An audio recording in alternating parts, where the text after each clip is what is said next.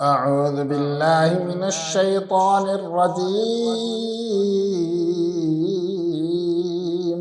بسم الله الرحمن الرحيم. ولو أننا نزلنا إليهم الملائكة وكلمهم الموتى وحشرنا عليهم كل شيء قبلا ما كانوا ليؤمنوا إلا أن يشاء الله ولكن أكثرهم يجهلون. وكذلك جعلنا لكل نبي عدوا شياطين الإنس والجن يوحي بعضهم إلى بعض زخرف القول غرورا ولو شاء ربك ما فعلوه فذرهم وما يفترون. ولتصغى إليه أفئدة الذين لا يؤمنون بالآخرة وليرضوه وليقترفوا ما هم مقترفون. أفغير الله أبتغي حكما وهو الذي أنزل إليكم الكتاب مفصلا والذين آتيناهم الكتاب يعلمون أنه منزل من ربك بالحق فلا تكونن من الممترين. وتمت كلمة ربك صدقا وعدلا لا مبدل لكلماته وهو السميع العليم. وإن تطع أكثر من في الأرض يضلوك عن سبيل الله إن يتبعون إلا الظن وإن هم إلا يخرصون. إن ربك هو أعلم من يضل عن سبيله وهو أعلم بالمهتدين.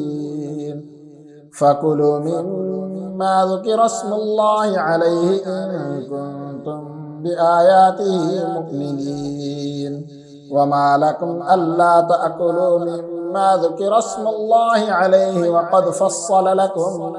ما حرم عليكم إلا ما اضطررتم إليه وإن كثيرا ليضلون بأهوائهم بغير علم.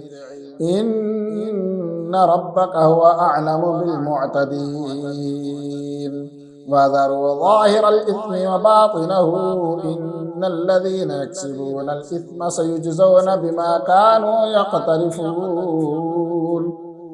ولا تأكلوا مما لم يذكر اسم الله عليه وإنه لفسق وإن الشياطين ليوحون إلى أوليائهم ليجادلوكم وإن أطعتموهم إنكم لمشركون. أومن كان ميتا فأحييناه وجعلنا له نورا يمشي به في الناس كمن مثله في الظلمات ليس بخارج منها كذلك زين للكافرين ما كانوا يعملون. وكذلك جعلنا في كل قرية أكابر مجرميها ليمكروا فيها وما يمكرون إلا بأنفسهم وما يشعرون. وإذا جاءتهم آية قالوا لن نؤمن حتى نؤتى مثل ما أوتي رسل الله أعلم حيث يجعل رسالته سيصيب الذين أجرموا صغار عند الله وعذاب شديد بما كانوا يمكرون. فمن يرد الله أن يهديه يشرح صدره للإسلام ومن يرد أن يضله يجعل صدره ضيقا حرجا كأنما يصعد في السماء كذلك يجعل الله الرجس على الذين لا يؤمنون. وهذا صراط ربك مستقيما قد فصلنا الآيات لقوم يذكرون لهم دار السلام عند ربهم وهو وليهم بما كانوا يعملون ويوم يحشرهم جميعا يا معشر الجن قد استكثرتم من الإنس وقال أولياؤهم من الإنس ربنا استمتع بعضنا ببعض وبلغنا أجلنا الذي أجلت لنا قال النار مثواكم خالدين فيها إلا ما شاء الله إن ربك حكيم عليم وكذلك نولي بعض الظالمين بعضا بما كانوا يكسبون يا معشر الجن والإنس ألم يأتكم رسل منكم يقصون عليكم آياتي وينذرونكم لقاء يومكم هذا قالوا شهدنا على أنفسنا وغرتهم الحياة الدنيا وشهدوا على أنفسهم أنهم كانوا كافرين ذلك أن لم يكن ربك مهلك القرى بظلم وأهلها غافلون ولكل درجات مما عملوا وما ربك بغافل عما يعملون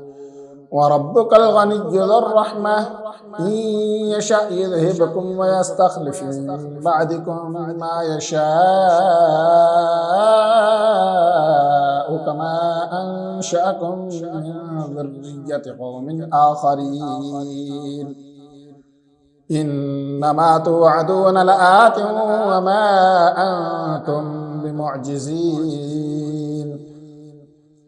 قل يا قوم اعملوا على مكانتكم إني عامل فسوف تعلمون من تكون له عاقبة الدار إنه لا يفلح الظالمون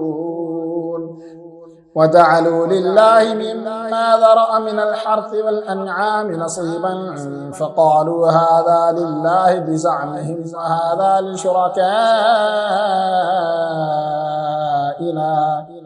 فما كان لشركائهم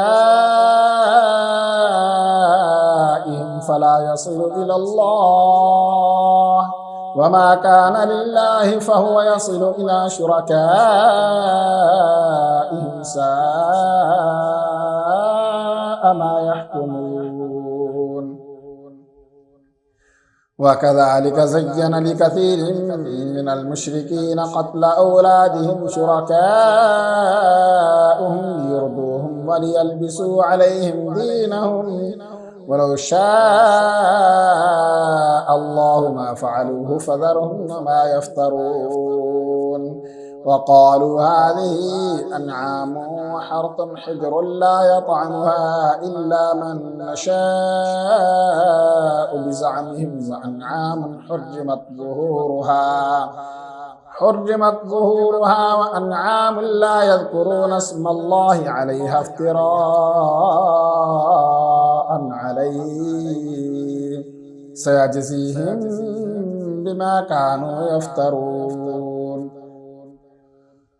وقالوا ما في بطون هذه الأنعام خالصة لذكورنا ومحرم على أزواجنا وإن يكن ميتة فهم فيه شركاء سيجزيهم وصفهم إنه حكيم عليم قد خسر الذين قتلوا أولادهم سفها بغير علم وحرموا ما رزقهم الله افتراء على الله قد ضلوا وما كانوا مهتدين وهو الذي أنشأ جنات معروشات وغير معروشات والنخل والزرع مختلفا أكله مختلفا أكله والزيتون والرمان متشابها وغير متشابه كلوا من ثمره إذا أثمر وآتوا حقه يوم حصاده ولا تسرفوا إنه لا يحب المسرفين ومن الأنعام حمولة وفرشا كلوا مما رزقكم الله ولا تتبعوا خطوات الشيطان إنه لكم عدو مبين 8 أزواج من الضأن 2 ومن المعز 2 قل الذكرين حرم أم الأنثيين أم اشتملت عليه أرحام الأنثيين نبئوني بعلم إن كنتم صادقين ومن الإبل 2 ومن البقر 2 قل الذكرين حرم أم الأنثيين أم اشتملت عليه أرحام الأنثيين أم كنتم شهداء إذ وصاكم الله بهذا فمن أظلم ممن افترى على الله كذبا ليضل الناس بغير علم إن الله لا يهدي القوم الظالمين قل لا أجد فيما أوحي إلي محرما على طاعم يطعمه إلا أن يكون ميتة أو دما مسفوحا أو لحم خنزير فإنه رجس أو فسقا أهل لغير الله به فمن اضطر غير باغ ولا عاد فإن ربك غفور رحيم وعلى الذين هادوا حرمنا كل ذي ظفر ومن البقر والغنم حرمنا عليهم شحومهما إلا ما حملت ظهورهما أو الحوايا أو ما اختلط بعظم ذلك جزيناهم ببغيهم وإنا لصادقون فإن كذبوك فقل ربكم ذو رحمة واسعة ولا يرد بأسه عن القوم المجرمين سيقول الذين أشركوا لو شاء الله ما أشركنا ولا آباؤنا ولا حرمنا من شيء كذلك كذب الذين من قبلهم حتى ذاقوا بأسنا قل هل عندكم من علم فتخرجوه لنا إن تتبعون إلا الظن وإن أنتم إلا تخرصون قل فلله الحجة البالغة فلو شاء لهداكم أجمعين قل هلم شهداءكم الذين يشهدون أن الله حرم هذا فإن شهدوا فلا تشهد معهم ولا تتبع أهواء الذين كذبوا بآياتنا والذين لا يؤمنون بالآخرة وهم بربهم يعدلون قل تعالوا أتل ما حرم ربكم عليكم ألا تشركوا به شيئا وبالوالدين إحسانا ولا تقتلوا أولادكم من إملاق نحن نرزقكم وإياهم ولا تقربوا الفواحش ما ظهر منها وما بطن ولا تقتلوا النفس التي حرم الله إلا بالحق ذلكم وصاكم به لعلكم تعقلون ولا تقربوا مال اليتيم إلا بالتي هي أحسن حتى يبلغ أشده وأوفوا الكيل والميزان بالقسط لا نكلف نفسا إلا وسعها وإذا قلتم فاعدلوا ولو كان ذا قربى وبعهد الله أوفوا ذلكم وصاكم به لعلكم تذكرون وأن هذا صراطي مستقيما فاتبعوه ولا تتبعوا السبل فتفرق بكم عن سبيله ذلكم وصاكم به لعلكم تتقون. ثم آتينا موسى الكتاب تماما على الذي أحسن وتفصيلا لكل شيء وهدى ورحمة لعلهم بلقاء ربهم يؤمنون. وهذا كتاب أنزلناه مبارك فاتبعوه واتقوا لعلكم ترحمون. أن تقولوا إنما أنزل الكتاب على طائفتين من قبلنا وإن كنا عن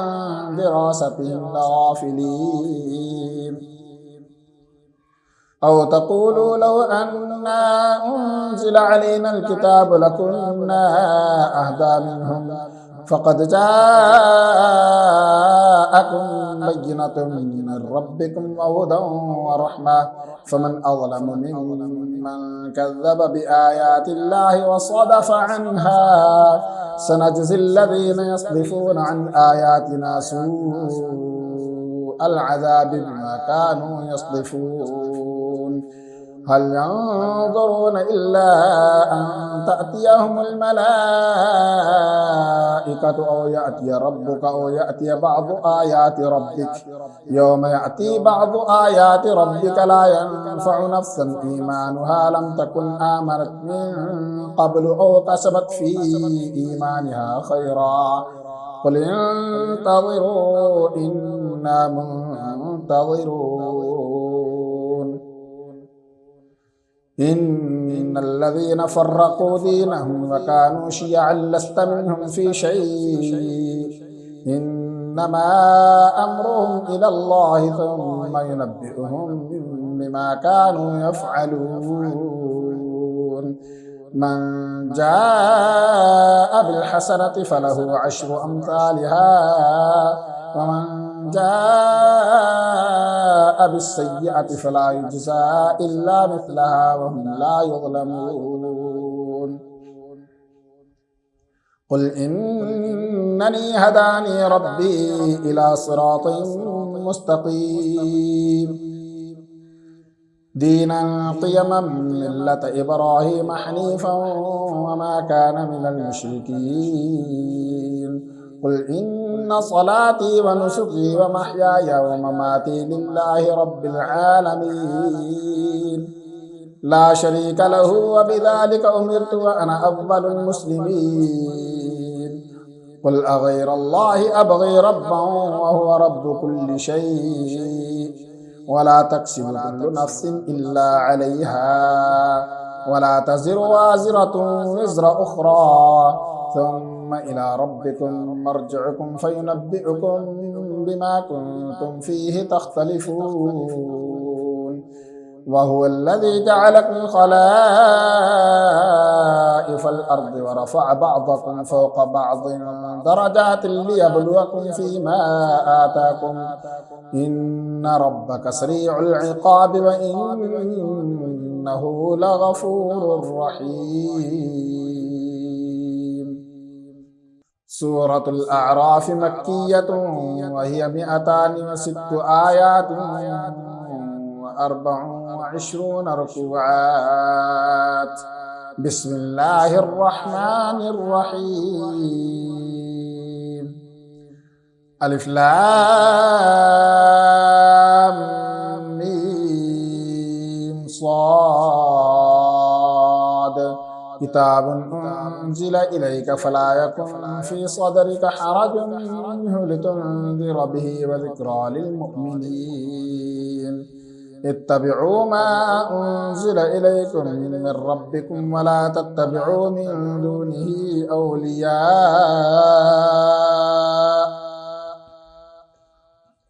قليلا ما تذكرون. وكم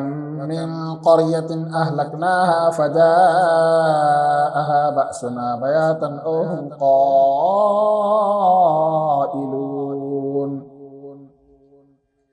فما كان دعواهم إذ جاءهم بأسنا إلا أن قالوا إنا كنا ظالمين فلنسألن الذين أرسل إليهم ولنسألن المرسلين فلنقصن عليهم بعلم وما كنا غائبين والوزن يومئذ الحق فمن ثقلت موازينه فأولئك هم المفلحون ومن خفت موازينه فأولئك الذين خسروا أنفسهم بما كانوا بآياتنا يظلمون ولقد مكناكم في الأرض وجعلنا لكم فيها معايش قليلا ما تشكرون ولقد خلقناكم ثم صورناكم ثم قلنا للملائكة اسجدوا لآدم فسجدوا إلا إبليس لم يكن من الساجدين قال ما منعك ألا تسجد إذ أمرتك قال أنا خير منه خلقتني من نار وخلقته من طين قال فاهبط منها فما يكون لك أن تتكبر فيها فاخرج إنك من الصاغرين قال أنظرني إلى يوم يبعثون قال إنك من المنظرين قال فبما أغويتني لأقعدن لهم صراطك المستقيم ثم لآتينهم من بين أيديهم ومن خلفهم وعن أيمانهم وعن شمائلهم ولا تجد أكثرهم شاكرين قال اخرج منها مذءوما مدحورا لمن تبعك منهم لأملأن جهنم منكم أجمعين ويا آدم اسكن أنت وزوجك الجنة فكلا من حيث شئتما ولا تقربا هذه الشجرة فتكونا من الظالمين فوسوس لهما الشيطان ليبدي لهما ما وري عنهما من سوآتهما وقال ما نهاكما ربكما عن هذه الشجرة إلا أن تكونا ملكين أو تكونا من الخالدين وقاسمهما إني لكما لمن الناصحين فدلاهما بغرور فلما ذاقا الشجرة بدت لهما سوآتهما وطفقا يخصفان عليهما من ورق الجنة وناداهما ربهما ألم أنهكما عن تلكما الشجرة وأقل لكما إن الشيطان لكما عدو مبين قالا ربنا ظلمنا أنفسنا وإن لم تغفر لنا وترحمنا لنكونن من الخاسرين قال اهبطوا بعضكم لبعض عدو ولكم في الأرض مستقر ومتاع إلى حين قال فيها تحيون وفيها تموتون ومنها تخرجون يا بني آدم قد أنزلنا عليكم لباسا يواري سوآتكم وريشا ولباس التقوى ذلك خير ذلك من آيات الله لعلهم يذكرون يا بني آدم لا يفتننكم الشيطان كما أخرج أبويكم من الجنة ينزع عنهما لباسهما ليريهما سوآتهما إنه يراكم هو وقبيله من حيث لا ترونهم إنا جعلنا الشياطين أولياء للذين لا يؤمنون وإذا فعلوا فاحشة قالوا وجدنا عليها آباءنا والله أمرنا بها قل إن الله لا يأمر بالفحشاء أتقولون على الله ما لا تعلمون قل أمر ربي بالقسط وأقيموا وجوهكم عند كل مسجد وادعوه مخلصين له الدين كما بدأكم تعودون فريقا هدى وفريقا حق عليهم الضلالة إنهم اتخذوا الشياطين أولياء من دون الله ويحسبون أنهم مهتدون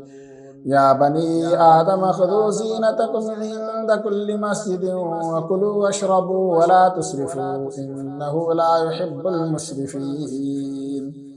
قل من حرم زينة الله التي أخرج لعباده والطيبات من الرزق قل هي للذين آمنوا في الحياة الدنيا خالصة يوم القيامة كذلك نفصل الآيات لقوم يعلمون قل إنما حرم ربي الفواحش ما ظهر منها وما بطن والإثم والبغي بغير الحق وأن تشركوا بالله ما لم ينزل به سلطانا وأن تقولوا على الله ما لا تعلمون ولكل أمة أجل فإذا جاء أجلهم لا يستأخرون ساعة ولا يستقدمون يا بني آدم إما يأتينكم رسل منكم يقصون عليكم آياتي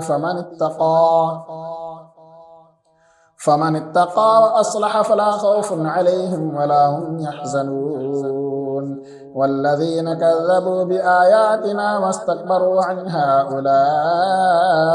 أصحاب النار هم فيها خالدون فمن أظلم ممن افترى على الله كذبا أو كذب بآياته أولئك ينالهم نصيبهم من الكتاب حتى إذا جاءتهم رسلنا يتوفونهم قالوا أين ما كنتم تدعون من دون الله قالوا ضلوا عنا وشهدوا على أنفسهم أنهم كانوا كافرين قال ادخلوا في قد خلت من قبلكم من الجن والإنس في النار كلما دخلت أمة لعنت أختها حتى إذا اداركوا فيها جميعا قالت أخراهم لأولاهم ربنا هؤلاء أضلونا فآتهم عذابا ضعفا من النار قال لكل ضعف ولكن لا تعلمون وقالت أولاهم لأخراهم فما كان لكم علينا من فضل فذوقوا العذاب بما كنتم تكسبون إن الذين كذبوا بآياتنا واستكبروا عنها لا تفتح لهم أبواب السماء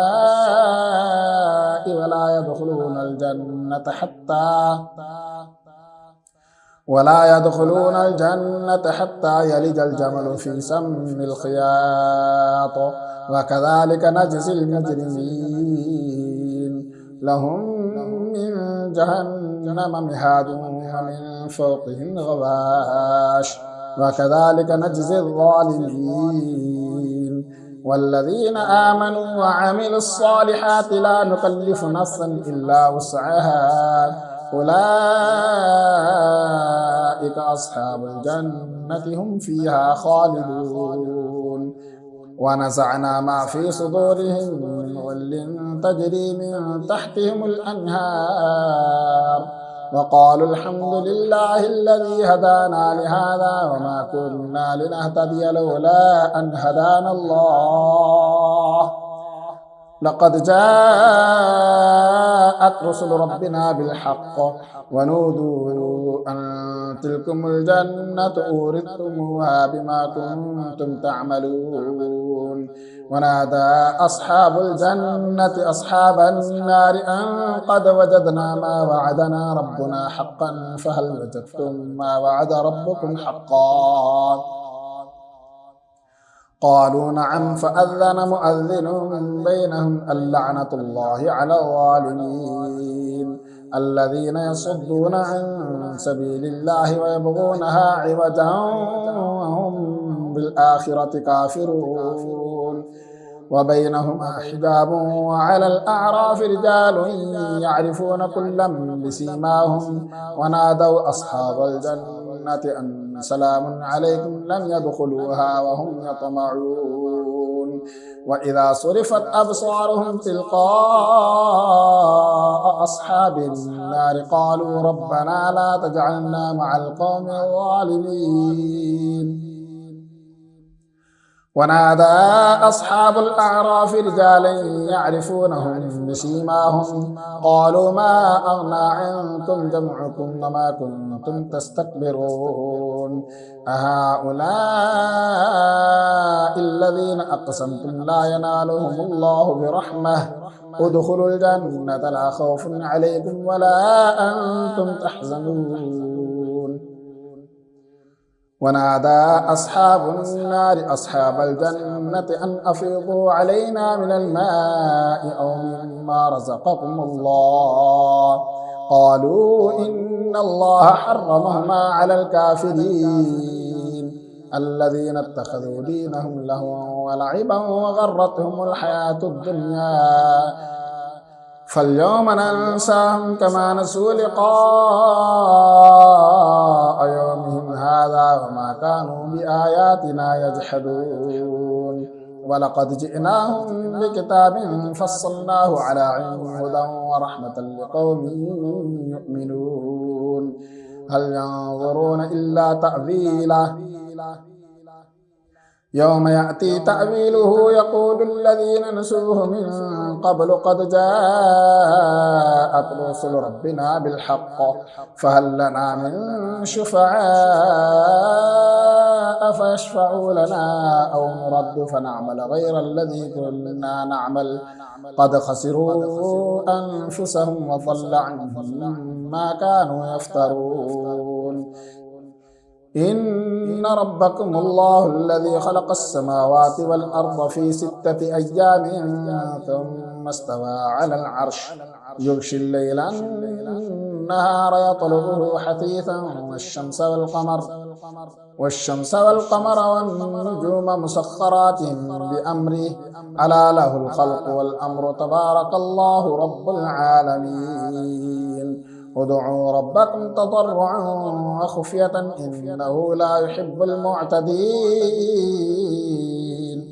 ولا تفسدوا في الأرض بعد إصلاحها وادعوه خوفا وطمعا إن رحمة الله قريب من المحسنين وهو الذي يرسل الرياح بشرا بين يدي رحمته حتى إذا أقلت سحابا ثقالا سقناه لبلد ميت فأنزلنا به الماء فأخرجنا به من كل الثمرات كذلك نخرج الموتى لعلكم تذكرون والبلد الطيب يخرج نباته بإذن ربه والذي خبث لا يخرج إلا نكدا كذلك نصرف الآيات لقوم يشكرون لقد أرسلنا نوحا إلى قومه فقال يا قوم اعبدوا الله ما لكم من إله غيره إني أخاف عليكم عذاب يوم عظيم قال الملأ من قومه إنا لنراك في ضلال مبين قال يا قوم ليس بي ضلالة ولكني رسول من رب العالمين أبلغكم رسالات ربي وأنصح لكم وأعلم من الله ما لا تعلمون أوعجبتم أن جاءكم ذكر من ربكم على رجل منكم لينذركم ولتتقوا ولعلكم ترحمون فكذبوه فأنجيناه والذين معه في الفلك وأغرقنا الذين كذبوا بآياتنا إنهم كانوا قوما عمين وإلى عاد أخاهم هودا قال يا قوم اعبدوا الله ما لكم من إله غيره أفلا تتقون قال الملأ الذين كفروا من قومه إنا لنراك في سفاهة وإنا لنظنك من الكاذبين قال يا قوم ليس بي سفاهة ولكني رسول من رب العالمين أبلغكم رسالات ربي وأنا لكم ناصح أمين أوعجبتم أن جاءكم ذكر من ربكم على رجل منكم لينذركم واذكروا إذ جعلكم خلفاء من بعد قوم نوح وزادكم في الخلق بسطة فاذكروا آلاء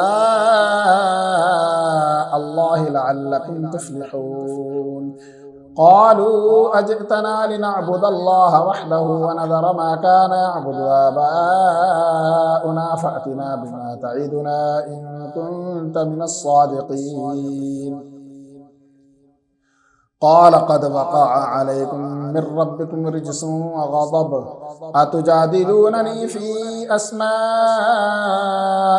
سميتموها أنتم وآباؤكم ما نزل الله بها من سلطان فانتظروا إني معكم من المنتظرين فأنجيناه والذين معه برحمة منا وقطعنا دابر الذين كذبوا بآياتنا وما كانوا مؤمنين وإلى ثمود أخاهم صالحا قال يا قوم اعبدوا الله ما لكم من إله غيره قد جاءتكم بينة من ربكم هذه ناقة الله لكم آية فذروها تأكل في أرض الله ولا تمسوها بسوء فيأخذكم عذاب أليم واذكروا إذ جعلكم خلفاء من بعد عاد وبوأكم في الأرض تتخذون من سهولها قصورا وتنحتون الجبال بيوتا فاذكروا آلاء الله ولا تعثوا في الأرض مفسدين قال الملأ الذين استكبروا من قومه للذين استضعفوا لمن آمن منهم أتعلمون أن صالحا مرسل من ربه قالوا إنا بما أرسل به مؤمنون قال الذين استكبروا إنا بالذي آمنتم به كافرون فعقروا الناقة وعتوا عن أمر ربهم وقالوا يا صالح ائتنا بما تعدنا إن كنت من المرسلين فأخذتهم الرجفة فأصبحوا في دارهم جاثمين فتولى عنهم وقال يا قوم لقد أبلغتكم رسالة ربي ونصحت لكم ولكن لا تحبون الناصحين ولوطا إذ قال لقومه أتأتون الفاحشة ما سبقكم بها من أحد من العالمين إنكم لتأتون الرجال شهوة من دون النساء بل أنتم قوم مسرفون وما كان جواب قومه إلا أن قالوا أخرجوهم من قريتكم إنهم أناس يتطهرون فأنجيناه وأهله إلا امرأته كانت من الغابرين وأمطرنا عليهم مطرا فانظر كيف كان عاقبة المجرمين وإلى مدين أخاهم شعيبا قال يا قوم اعبدوا الله ما لكم من إله غيره قد جاءتكم بينة من ربكم فأوفوا الكيل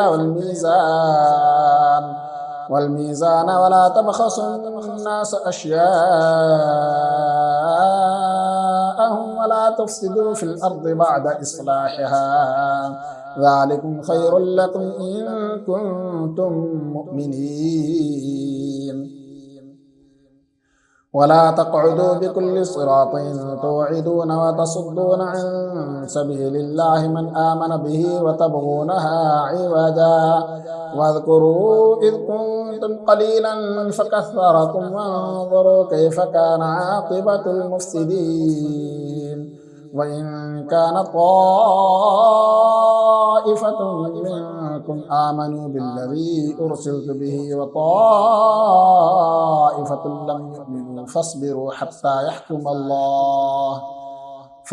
حتى يحكم الله بيننا وهو خير الحاكمين.